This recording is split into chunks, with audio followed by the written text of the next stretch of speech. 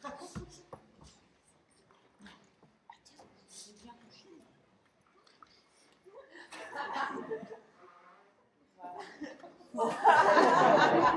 bon. Vas-y. C'est censé être dans le noir. Alors bonjour tout le monde, je m'appelle Mathéo Guillon, j'ai actuellement 16 ans et je suis à l'école Steiner depuis, on va dire, toujours. Moi, vous me connaissez, j'adore la musique, alors il a toujours été question de musique dans mon TFC, mais travail de pratique. Mais je suis quelqu'un d'un peu scientifique, technique, et donc c'est pour ça que je voulais aborder la musique du côté plus technique. Je vais commencer pour vous faire un petit cours sur la musique, sur qu'est-ce que la musique et qu'est-ce qu'un accord. Donc alors, pour commencer, la musique, c'est l'art d'agencer les sons, de jouer avec eux pour créer quelque chose d'harmonieux, de mélodieux. Est-ce que là, vous voyez bien le tableau? Donc, alors, qu'est-ce qu'un son?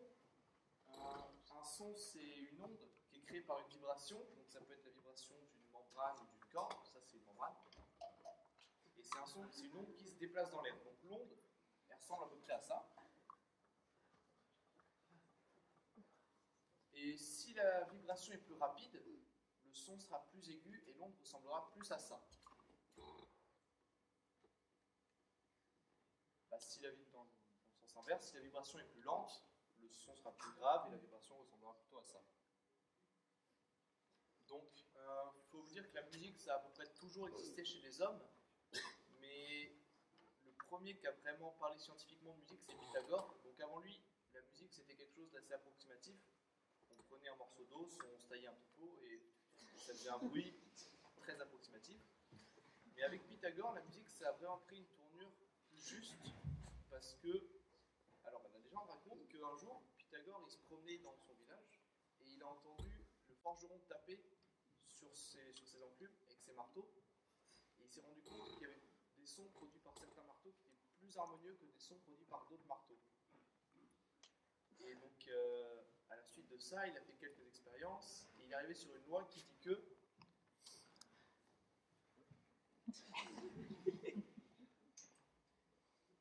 donc, une corde qu'on tend et qu'on fait sonner, là, si on la fait sonner, la corde, elle va émettre une vibration, un son, on va l'appeler le Do. Et si cette corde, on la coupe au milieu en deux et qu'on la refait sonner, ça fera le même son mais plus aigu. Donc on appelle ça une octave. Donc si on coupe la corde au milieu, enfin qu'on pince la corde au milieu pour une guitare, et qu'on la fait sonner, ça donne une octave. Donc 1, Do, 2. Et donc à l'aide de ça, notre gamme a été créée parce qu'il faut dire qu'on peut passer d'une note à son octave en passant par une infinité de notes possibles.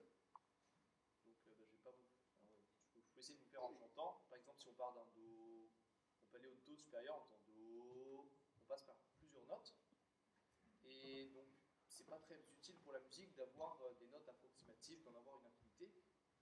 Et donc, chez nous, en Occident, la gamme était découpée en 7 notes et 5 demi-tons. Mais il faut savoir que ce n'est pas le cas partout. Par exemple, en Asie ou en Afrique, la gamme elle a été découpée en 5 notes. Mais bon, chez nous, notre gamme elle a été découpée en 7 notes, vous les connaissez probablement tous. Donc c'est le Do, Ré, Mi, Fa, Sol, La, Si, Do.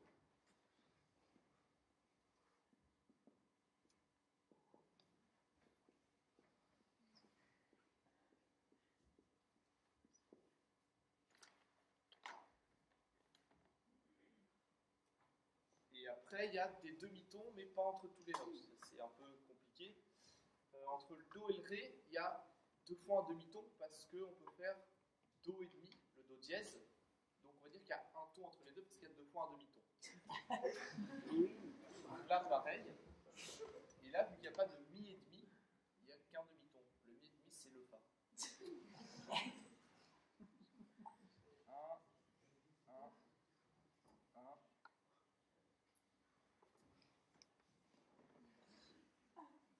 Et un demi. Et donc à l'aide de cette gamme, on peut faire un accord. Donc pour faire un accord, c'est simple. Il suffit de prendre la première note de la gamme, qu'on appellera la fondamentale. Ensuite, on ajoute 4 demi-tons ou 2 tons. Donc là, on arrive au mi, la tierce. Et ensuite, on ajoute un ton et demi, donc ça nous amène au sol, la quinte. Et donc ça nous donne un accord majeur. Je vais vous faire sonner tout de suite.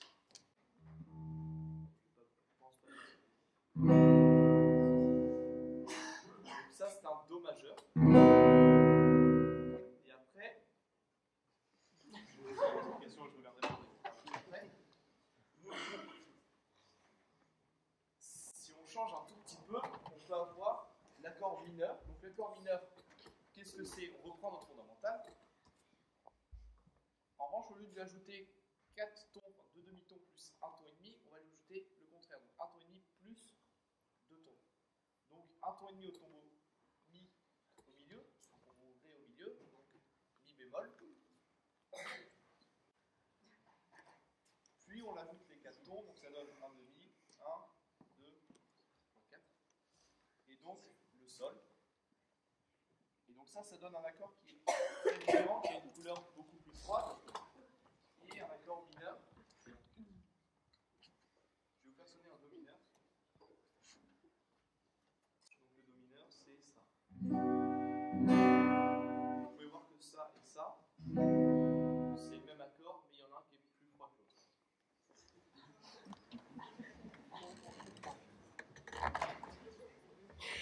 Enfin, on va laisser ça de côté. Et je vais parler de mon cheminement. Donc moi, j'adore la musique, mais côté scientifique. Donc ma première idée, c'était de faire un sondage, des interviews plutôt, sur qu'est-ce que la musique procure aux gens. Donc, pourquoi on est heureux, pourquoi dans la musique on est heureux, enfin, qu'est-ce qui l'élément qui fait qu'on est heureux en écoutant de la musique. Et donc au début, je pensais aller interviewer différentes personnes, mais bon, j'ai laissé tomber. Et je suis passé plutôt sur un sondage, parce que le sondage, ça me paraissait plus facile, on va dire, à mettre en œuvre, plus préparé. En fait, j'avais le temps de le préparer. Mais alors, le sondage, il faut savoir que j'en ai parlé avec une de mes tutrices, Madame Hoffman. En fait, elle m'a dit qu'un sondage, c'est pas du tout la même chose. Alors, un sondage, c'est quelque chose de très ciblé, sur une question très précise. On attend une réponse très précise d'un sondage, et il faut le diffuser à beaucoup de monde. Il faut savoir ce que la partie de personnes à qui on diffuse correspond par rapport aux habitants en France, par exemple. Et donc, je suis un peu flemmard, tout ça, c'était pas trop compliqué, il fallait des chiffres. J'aime bien les chiffres, mais pas trop. Et du coup, j'ai encore laissé tomber, et j'ai continué des recherches internet, et là, je suis tombé sur quelque chose de très important. Alors, cette chose très importante, c'est une formule trouvée par un chercheur hollandais, et qui permet de définir le taux de bonheur dans une musique. Donc, jusqu'à quel point la musique peut rendre heureux. Et donc ça, c'est juste ce que je voulais. Donc, je vais vous l'écrire au tableau. Mathéo, parle un petit peu plus fort, s'il te plaît. Je vais vous l'écrire au tableau en vous l'assistant. Donc c'est la somme de toutes les paroles positives divisé par le tempo, donc en battement par minute, moins 150 au carré.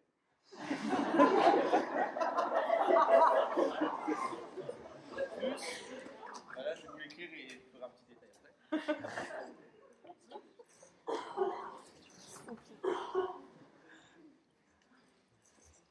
On voit pas, c'est trop petit.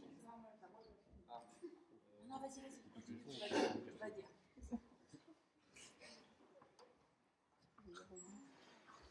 Donc alors, je vais détailler ça. K, dans son rapport, le chercheur il dit que c'est une gamme. Donc après, moins, entre guillemets, 1 tiers plus epsilon. Donc epsilon, c'est un petit truc. Virgule 1 tiers moins epsilon. Plus 1. Plus 1, c'est pour pas fausser le... Si jamais tout ça, ça fait 0, que ce ne soit pas une équation fausse. Donc alors, cette équation, moi au début, elle m'a j'ai beaucoup aimé parce que elle m'a donné pour la première fois la possibilité d'écrire une chanson. Moi, avec ça, je voulais faire à la la base d'une chanson qui rend le plus heureux possible.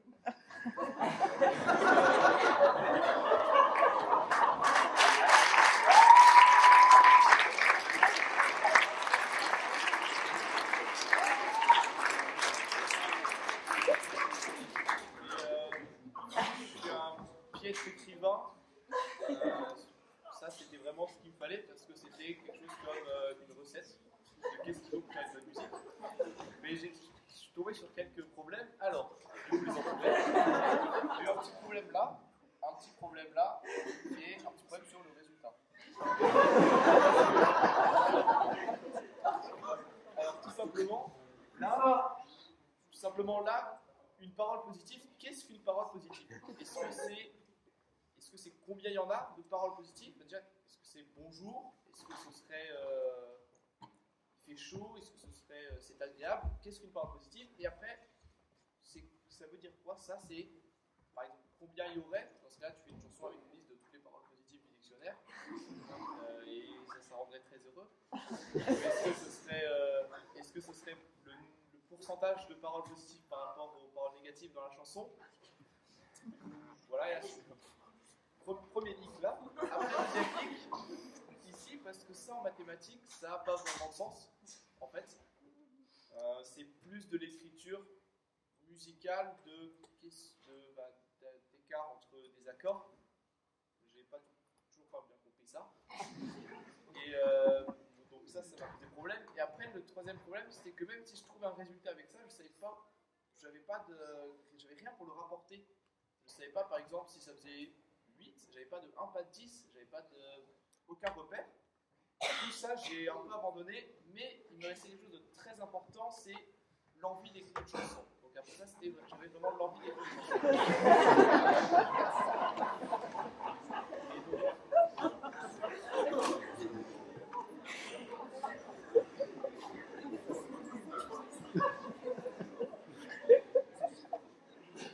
Et donc après ça, j'ai continué des recherches internet et je suis tombé sur quelque chose d'autre de très important qui est, alors c'est un groupe qui s'appelle Axis of Awesome, désolé pour mon accent anglais, et qui a écrit une chanson qui est en sorte de medley de, je sais pas, il doit y avoir plus d'une cinquantaine de musiques qui sont sur la même base d'accords, mais avec des paroles différentes, et qui ont plus d'1 million de vues sur YouTube. Donc c'est quand même beaucoup.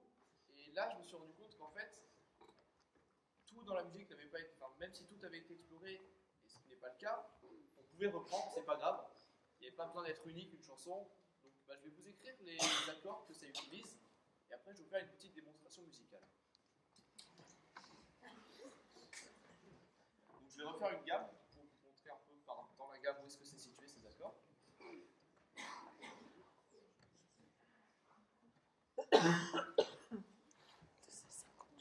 Donc alors ces accords, on prend le premier. Ensuite, on prend le cinquième. Ne me demandez pas pourquoi c'est comme ça, je ne sais pas du tout. Ensuite, le sixième mineur. Et ensuite, le quatrième. Ça, je vais vous faire sonner ça à la guitare et vous allez dire si ça vous dit quelque chose. Ça devrait être le cas.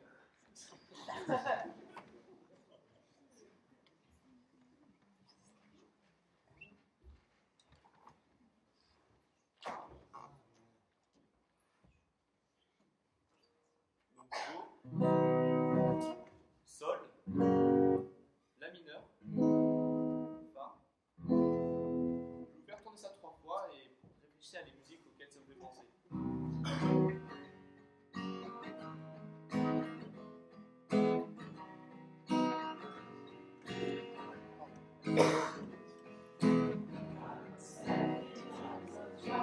Mama Mary comes to me, singing for wisdom and me. She is standing right in front of me, singing for wisdom and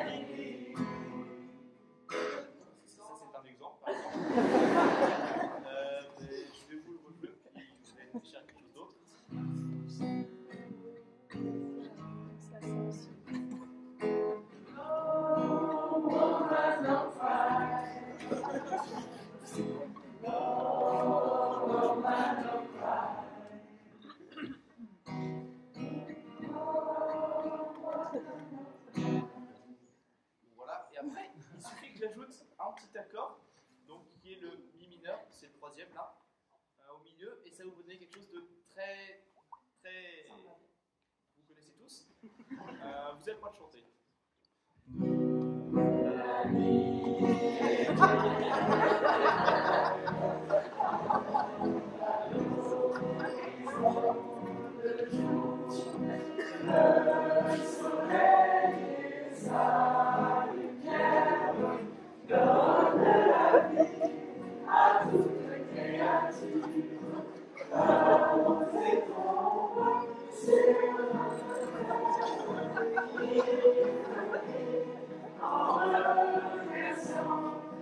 Voici comment les oiseaux redonnent la lumière, chantent et jubilent, le vainqueur de la paix.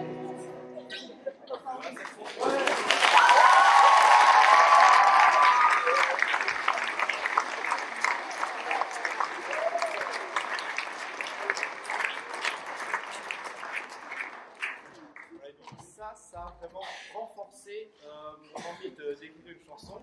Et donc après, c'est avec l'aide de ma deuxième tutrice, Madame Victoria Bétron, qui est notre professeure de maths, que j'ai pu écrire cette chanson. Et ben, je veux bien que Vincent m'accompagne, comme c'est prévu.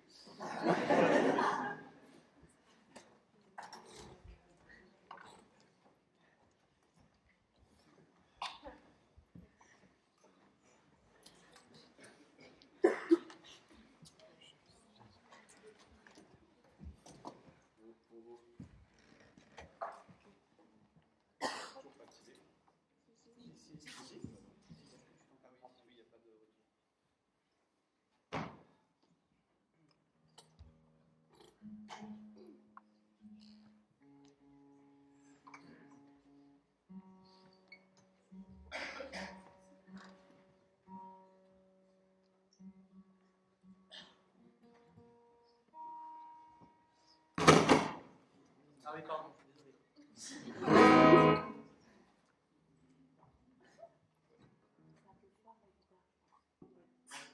Oh.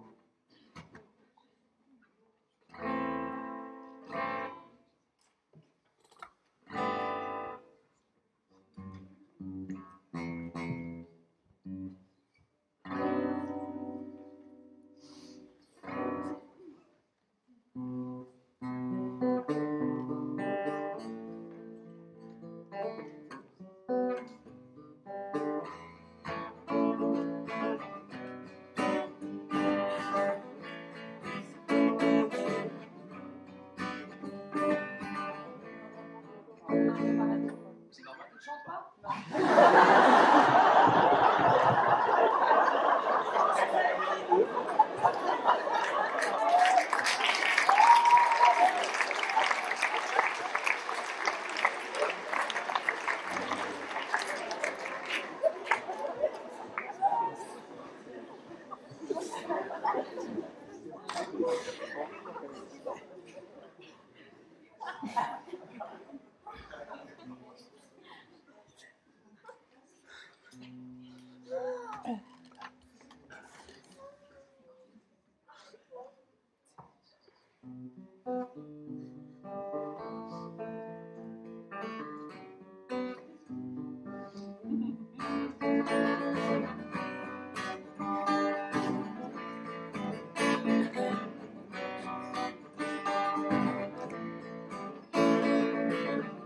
As-tu vu dans le ciel les abeilles voler? As-tu vu sous la terre les fourmis creuser? As-tu vu dans les plaines les chevaux galoper?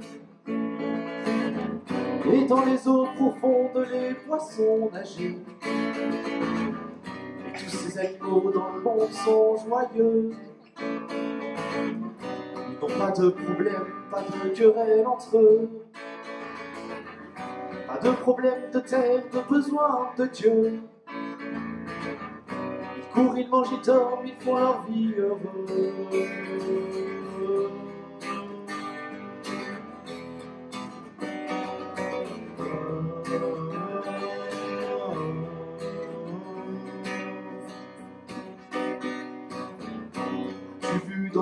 les gens de faim crever? As-tu vu dans les rues les enfants amochés? As-tu vu sur la mer les bateaux être coulés?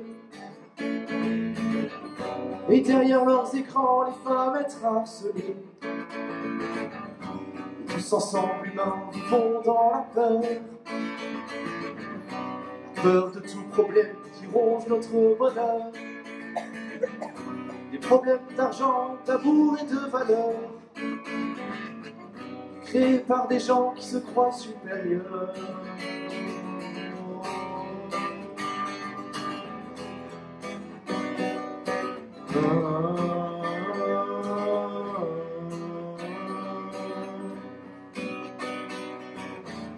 Et même si le dernier couplet vous a plombé, il n'y a qu'à le remplacer par le premier. L'humain va mal, vous l'avez remarqué. Mais comme toutes les blessures, cela peut se soigner. Notre soif de pouvoir dans les airs doit s'envoler. Notre haine dans le sol doit être enterrée. Nos idées libres doivent galoper.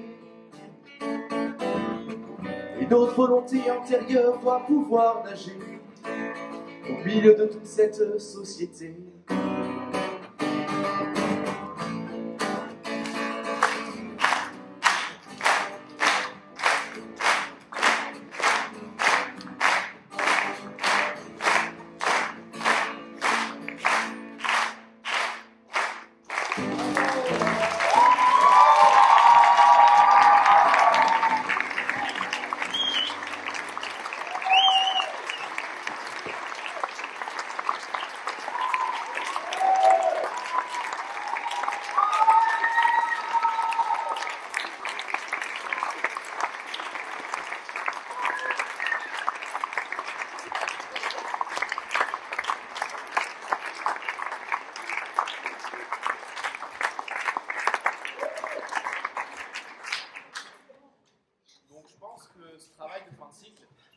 Pas mal de choses. Entre autres, il m'a un peu montré où étaient mes limites au niveau du travail que je pouvais produire. Et il m'a appris aussi quelque chose de très utile, je pense, dans la vie, c'est demander d'aide. Parce qu'avant ce travail, j'avais un peu de réticence à demander d'aide aux gens. Mais maintenant, je pense que ça va mieux. Donc c'est pour ça que j'aimerais remercier en tout premier l'école qui nous permet de faire ce travail. Ensuite, mes tuteurs, parce que ils m'ont toujours aiguillé tout le temps dans tout ce que je faisais de bien ou de mal. Ensuite, j'aimerais remercier les autres professeurs qui ont été là pour nous apprendre ce qu'on sait aujourd'hui. J'aimerais aussi remercier mes parents parce que même s'ils n'ont pas trop été là dans mon TFC, ils n'apparaissent pas des masses. Je savais que je pouvais compter sur eux si j'avais un problème, que je pouvais aller leur demander. Et je tiens aussi à remercier ma classe, qui ont été géniaux pour moi toute l'année et qui seront géniaux pour vous aujourd'hui. Et les régisseurs qui font le truc de la lumière et de la musique qu'on est sonorisé. Et vous, public, d'être venu nous voir ce soir, aujourd'hui.